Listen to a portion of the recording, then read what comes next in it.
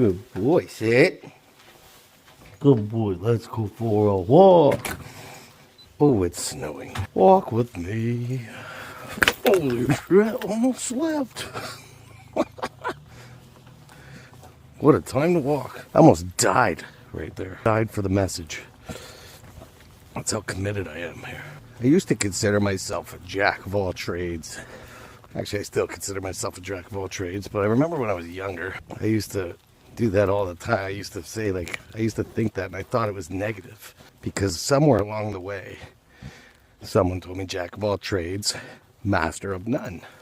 And it wasn't until about a month ago that I knew that there was another part to that, which is a jack of all trades is a master of none, but oftentimes better than a master of one. But oftentimes better than a master of one.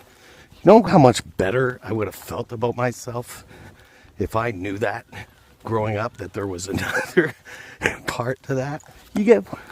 This is important to spread. A jack of all trades is a master of none, but often better than a master of one. Come on, Roof. So I looked into it further. The term started as just jack of all trades, but people didn't like how positive that was, I guess. And then it was later added a master of none, just because people are negative pieces of shit and they were jealous of the jack of all trades, the jacks and the Jills of all trades.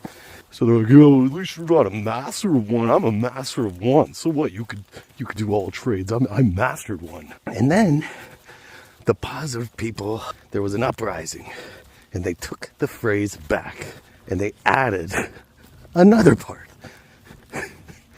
So this phrase has gone through 4 transformations total to become jack of all trades, but a master of none, but often better than a master of one. And the negative people weren't creative enough to deal with this by adding another line. So somewhere along the line, they just dropped that last line. Good job, negative people. Very clever. You guys are so smart. Couldn't even come up with another line. It was like a tit for tat, and then they're like, we're not playing this game. That line doesn't count. So let's bring it back. I think we are, because the young people deserve to know. I would have appreciated it. So naturally, that got me thinking, oh, a bunny! Bunny! That's a sign, baby. And Rufio didn't even see it. So that got me thinking, what other phrases, what other sayings did our dear negative population turn against us? Curiosity killed the cat. People think it means don't ask questions, don't explore.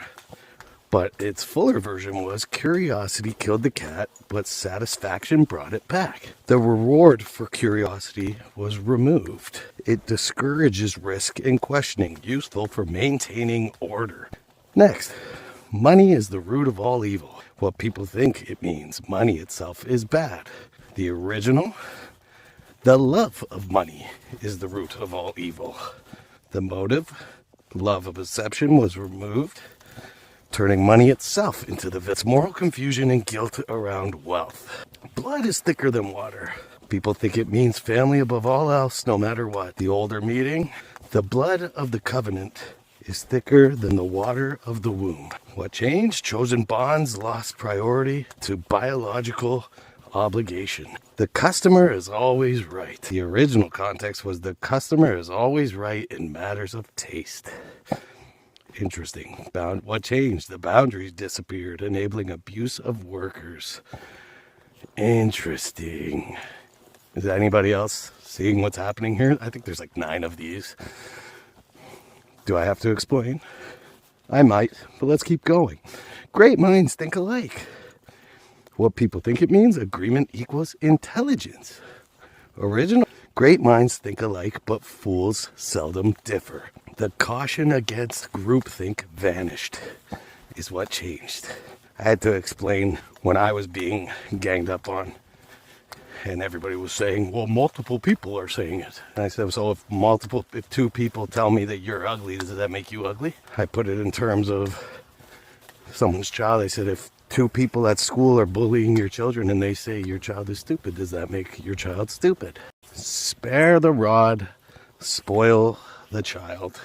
Spare the rod, spoil the child. What people think it means, physical punishment is necessary. Oh, original context, guidance, correction, leadership, the rod of the shepherd. Discipline turned into literal justification for harm. Pull yourself up by your bootstraps. Anyone could succeed if they try hard enough. The original meaning was a sarcastic phrase. Ignorance is bliss. This one is great. What people think it means, not knowing is better. Original, a warning, not advice. Ignorance feels peaceful but has consequences.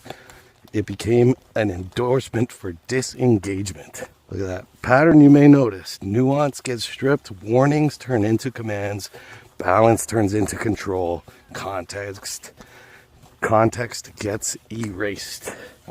Discourages questioning, promotes compliance, simplifies morality. Now, I ask you, is this a coincidence?